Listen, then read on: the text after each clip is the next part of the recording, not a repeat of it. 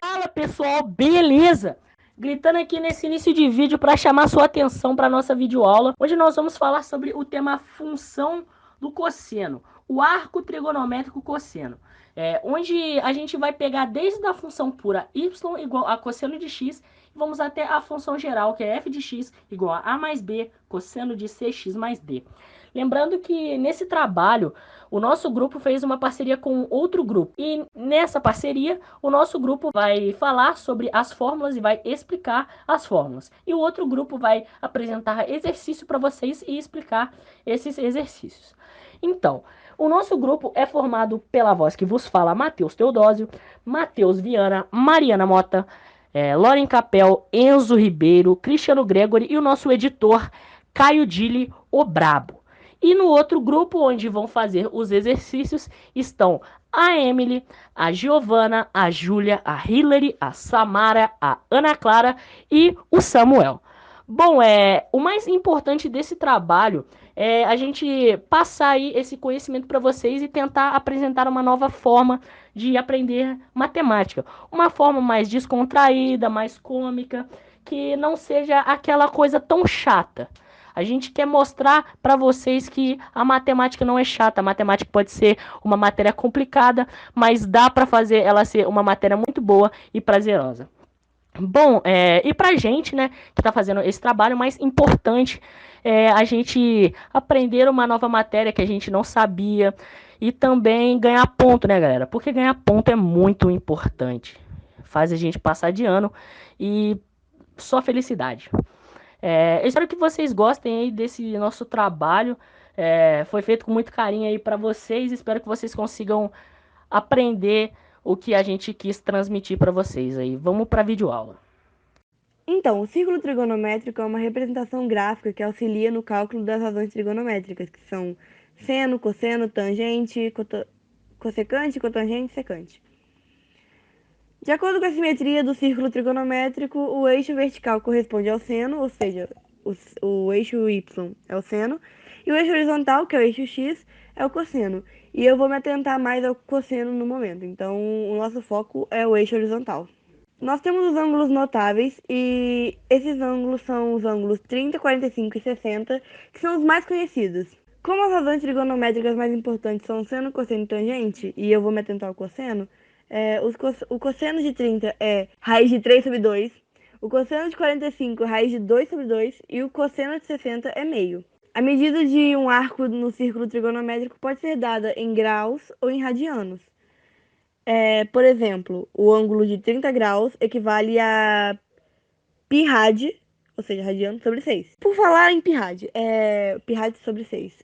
O ângulo de 30 graus, quando você marca o ângulo na circunferência e desce uma linha tracejada até o eixo x, você delimita o cosseno desse ângulo.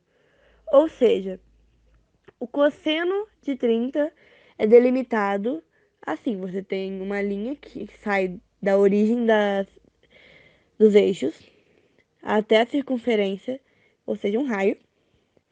Você desce até o eixo X, um tracejado, e ali vai estar o cosseno. E você pode fazer isso com os outros ângulos também, ou seja, com π sobre 4, com π sobre 3, com π sobre 2, com 2π sobre 3, que aí já é o segundo quadrante. No caso do cosseno, no primeiro quadrante, o cosseno é positivo sempre, ou seja, você vai descer a linha até o eixo X e vai ser positivo. Mas como nós estamos falando de um plano cartesiano, e estamos falando do eixo X, nós temos que, a partir do π sobre 2, que é o ângulo de 90 graus, o cosseno é negativo. Ou seja, 2π sobre 3, que é o ângulo de 120 graus, você vai tracejar a linha até o eixo X e você vai descobrir que o cosseno de 2π sobre 3, que em módulo é o mesmo de π sobre 3, não é exatamente o mesmo porque ele é negativo. Ou seja, enquanto o π sobre 3 é meio, o de 2π sobre 3 é menos meio. Enquanto o de π sobre 4 é raiz de 2 sobre 2, o de 3π sobre 4 é menos raiz de 2 por 2 e assim por diante. O que vai se repetir no terceiro quadrante, porque o terceiro quadrante ainda está do lado esquerdo da origem, e no plano cartesiano, o lado esquerdo da origem é negativo, ou seja, o cosseno de 7π sobre 6, 5π sobre 4, 4π sobre 3 é negativo. Assim como o cosseno de qualquer ponto no segundo e no terceiro quadrante, na verdade, não precisa ser um dos congruentes aos ângulos notáveis. Mas, no quarto quadrante, claro, o cosseno volta a ser positivo, pois ele passou para o lado direito da origem do eixo x. E no plano cartesiano, obviamente, o lado direito do eixo x é positivo. Ou seja, agora sim, raiz de 5π sobre 3, o cosseno de 5π sobre 3 é o mesmo de π sobre 3. Dessa vez, realmente é o mesmo, não só em módulo, pois os dois são positivos. Ou seja, o primeiro e o quarto quadrante, o cosseno é positivo, e o segundo e o terceiro, o cosseno é negativo. Fala aí pessoal, a gente vai trabalhar aqui um pouco com a função cosseno. No caso, a gente vai trabalhar um pouco aqui com essa fórmula, y igual a cosseno de x. O que vocês vão ter que fazer? Basicamente, vocês vão ter que substituir pelo valor que nós vamos encontrar aqui. Vamos lá, quando o x é zero, a gente vai colocar aqui y igual cosseno de zero. Pessoal, nesse caso, o valor do raio da circunferência é 1. Então, o valor de cosseno de zero vai ser 1, porque o zero está aqui, onde dá 1 no raio. Sendo assim, esse é o valor do cosseno de zero. Vamos marcar aqui agora no gráfico, né? Muito bem, vamos agora com o cosseno de π sobre 2. Vocês vão subir aqui pelo eixo y, π sobre 2, mas como o eixo dos cossenos é o x, vai ser valor zero, porque vai dar neste ponto aqui. Sendo assim, π sobre 2 é zero. Vamos lá, agora com π. π é equivalente a 180 graus, correto? Vamos lá. Então, vocês vão vir nessa direção aqui e vão encontrar o valor de menos 1. Lembrando que o raio da circunferência aqui é 1, sendo assim vai ser menos 1. Por quê? Lembra dos quadrantes? Positivo, positivo, negativo, negativo? Então, exatamente isso. Ali é menos 1. Vindo agora para 3π sobre 2. 3π sobre 2, nós vamos descer aqui, mas novamente, né, é o eixo x, da circunferência, sendo assim, também vai dar zero. Então vamos marcar aqui. E, para finalizar aqui, 2π. 2π vai ser a mesma coisa que zero, porque é uma volta completa, 2π dá 360 graus, ou seja, também vai dar 1. Agora, depois de marcar todos os pontos, é só traçar, e é isso aí. Valeu aí pessoal, e agora fiquem com a explicação aí do Matheus Viana. Fala galera, beleza? Aqui quem fala com vocês é Matheus Viana, e seguindo o nosso estudo sobre a função cosseno do tipo y igual a cosseno x, vamos à montagem e análise do gráfico. Como o Caio explicou anteriormente a relação da função com o ciclo trigonométrico, ele estabeleceu alguns pontos, sendo eles 0, π sobre 2, π, 3π sobre 2 e 2π. Bom, observando esses pontos no plano cartesiano, já marcando eles aqui corretamente, vamos à montagem do gráfico.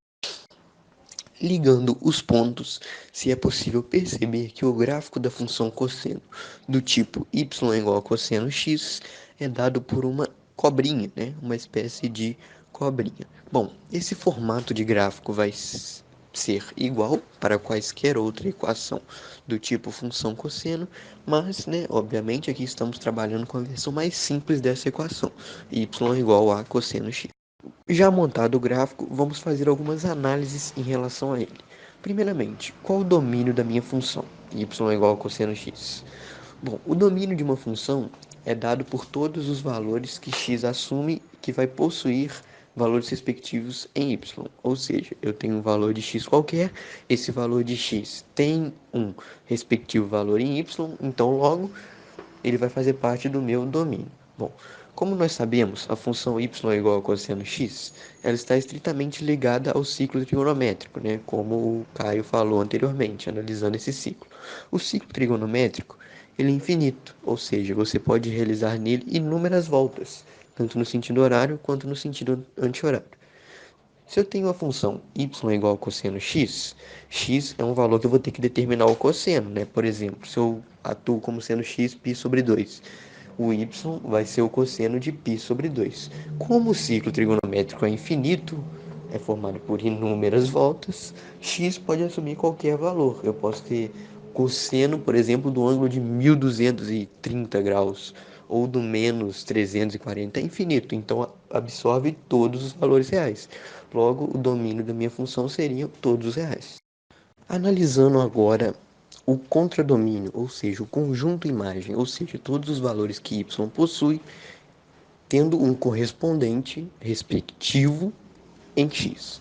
Bom, com isso, eu percebo que não são todos os reais, né? Não somente eu percebo, mas você que está assistindo essa videoaula, você que está prestando atenção, você também consegue perceber que não são todos os reais, que já vai ser uma questão delimitada. Como é que a gente percebe isso? Voltando ao ciclo trigonométrico. Essa função é a função y é igual a cosseno x. X vai ser um ângulo qualquer.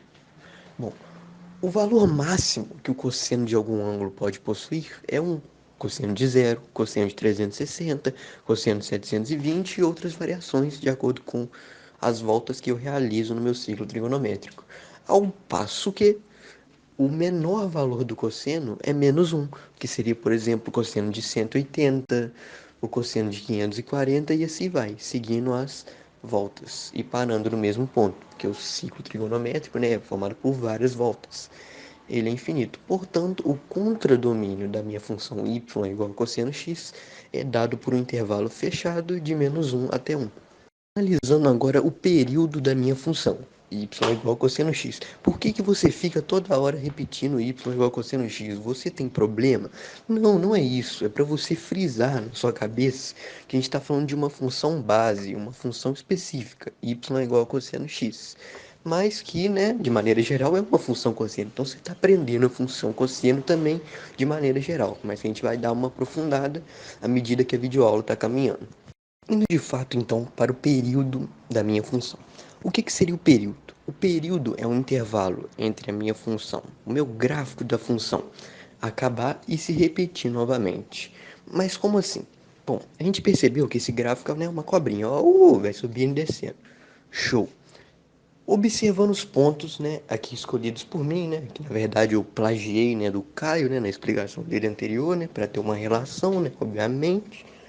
Nós temos aqui 0π sobre 2, π, 3π sobre 2 e 2π, ou, né, como você preferir, 0, 90 graus, 180 graus, 270 graus e 360 graus. Beleza, show. O que você tem que observar aqui é o seguinte, eu fui de 0 a 360 graus, ou seja, eu dei uma volta no ciclo trigonométrico. Dando uma volta no ciclo trigonométrico, eu formo o quê? Um gráfico lá, show, né? Que não vai estar se repetindo. Aí eu dei uma volta.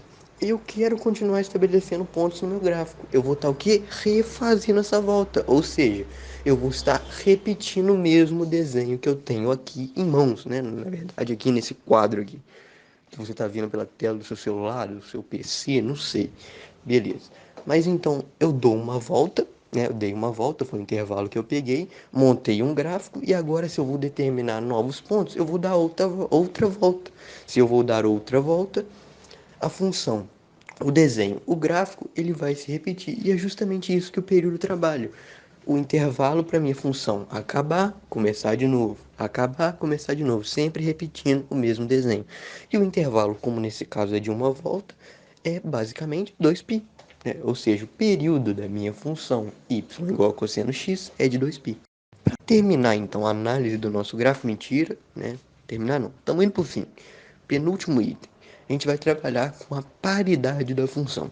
O que é trabalhar com a paridade da função? Saber se a função é par ou se é ímpar.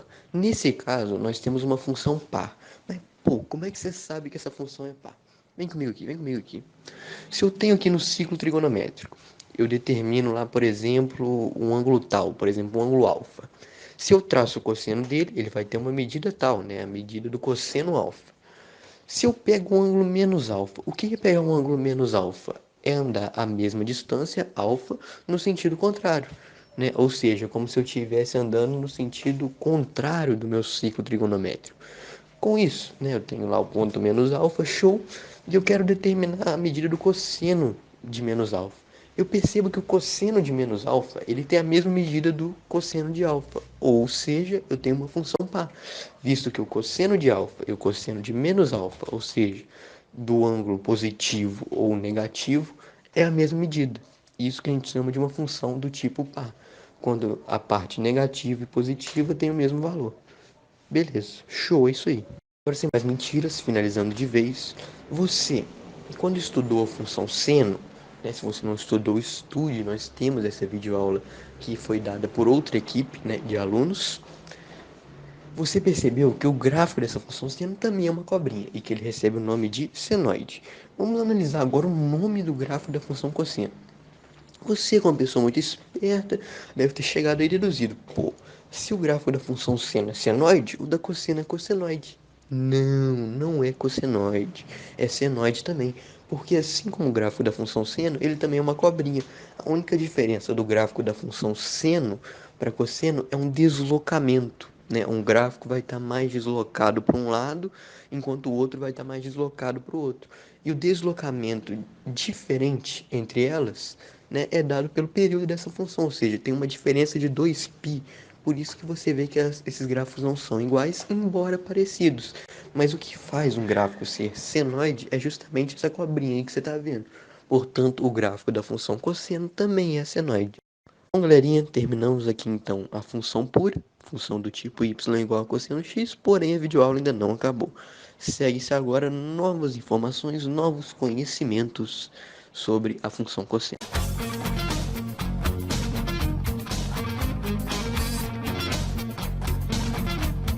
Fala galerinha do bem, beleza?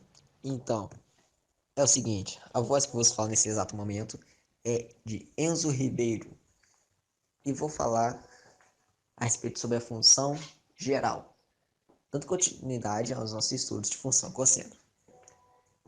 Função geral, f de x igual a mais ou menos b multiplica cosseno de cx mais d é a função geral. Então, como vocês já viram antes, a função pura, denominada y igual a cosseno de x, mais simples. Falarei agora sobre a forma mais complexa, porém bastante utilizada. Cada um dos parâmetros citados, como a, b, c e d, possuem funções bastante importantes para a representação gráfica da equação. O parâmetro a, por sua vez, modifica a imagem da função, podendo subir ou descer o senoide do gráfico. Senoide como já foi falado por outras pessoas desse grupo, né, é a linha, né, em formato de cobra, né, explícita no gráfico, nos gráficos da função cosseno. Beleza? Então, já o parâmetro b modifica a imagem e a amplitude da função. Esses dois parâmetros são fundamentais para a equação. Na frente do parâmetro b existe o sinal de mais e menos, mais ou menos b. Por quê? Porque esse mais ou menos b altera ou define a flutuação da senoide. Então é muito importante prestar atenção nesses sinais. É fundamental para fazer o gráfico corretamente. Então, galerinha, essa é a minha parte. Agora, deixo com vocês os parâmetros C e D com Mariana Mota. Olá pessoal, eu sou a Mariana e vou continuar explicando a fórmula do cosseno. Dando continuidade à fala do meu amigo Enzo, eu irei explicar os parâmetros C e D. Bom, o que o parâmetro C faz? Ele é o número que multiplica x ou acompanha x. Nesse caso, o C ele pode ser utilizado para calcular o período da nossa função. Por exemplo, como o arco trigonométrico que vai estar trabalhando é 2π, se dividirmos ele pelo número C, nós vamos obter o período, tá bom? E a letra D, ela é só um número que vai acrescentar dentro desse nosso parênteses. Nesse caso, o D é totalmente insignificante na fórmula, porque nós não vamos usar. Nos exercícios brevemente que vocês verão, talvez nesse vídeo ou no vídeo do outro grupo, vocês poderão conferir que o D praticamente é inútil dentro de uma fórmula. E o que importa pra gente dentro desses parâmetros é a letra C. Fala galera, beleza? Aqui quem tá falando é o Cristiano. Eu vou falar um pouquinho mais sobre a função cosseno, mais especificamente sobre o macete. Sim, existe um macete sobre a função cosseno.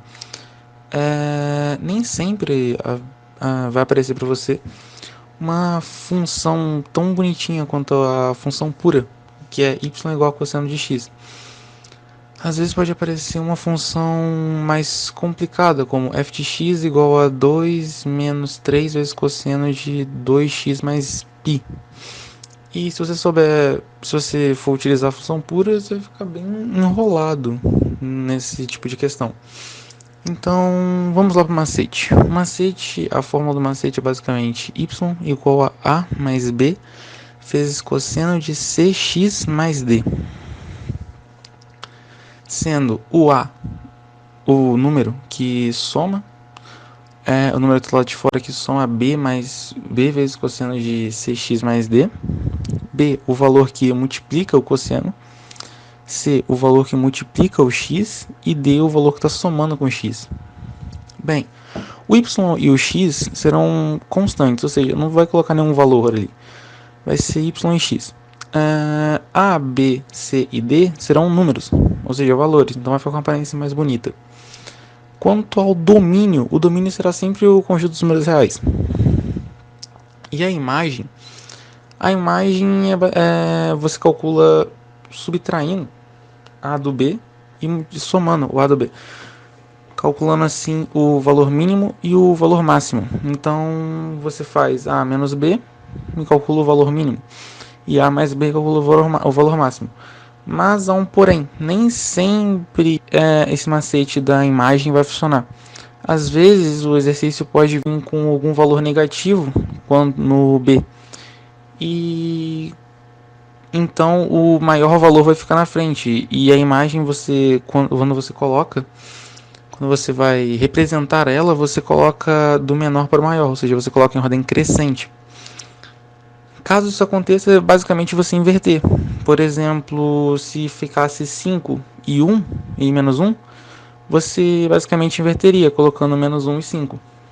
E quanto ao período, a fórmula é basicamente, o macete é basicamente fazer 2π dividido por módulo de C. E é isso. Bom, quanto ao exemplo, pode-se dizer aquele que eu disse que é um tanto quanto complicado, que era f de x igual a 2 menos 3 vezes cosseno de 2x mais π.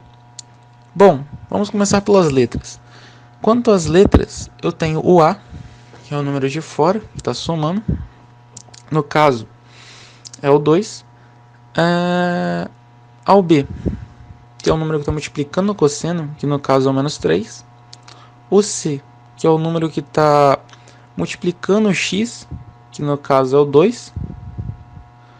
O D, que é o número que está somando com o x, que no caso é o π. Bom, sabendo as letras, podemos ir para o domínio. O domínio é o conjunto dos números reais, sempre assim. A imagem é aquele macete de A menos B e A mais B. Fazendo isso, temos o A, que é o 2, menos o B, que é o menos 3. Então fica 2 menos 3. E temos o A mais B, que é no caso é o 2, mais o B, que é o menos 3. E Então, fazendo o jogo de sinal, temos 2, menos 3, que vai dar mais 3, ficando então 5. E temos 2 mais menos 3. Fazendo o jogo de sinal, nós temos 2 menos 3, então fica menos 1. Bom, é como eu disse, a imagem é sempre representada em ordem crescente, ou seja, do menor para o maior. O intervalo é dado do menor para o maior, e não do maior para o menor. No caso, nós temos 5 e menos 1.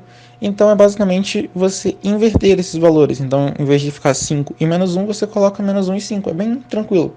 Só ficar atento para não esquecer disso, que é um detalhezinho bobo. Quanto ao período, o período é aquele macete de 2π sobre módulo de c. Então vai ficar 2π dividido por c. Qual que é o c? É 2 no caso. Então o módulo de 2 é 2, então 2π dividido por 2 é igual a π. É isso.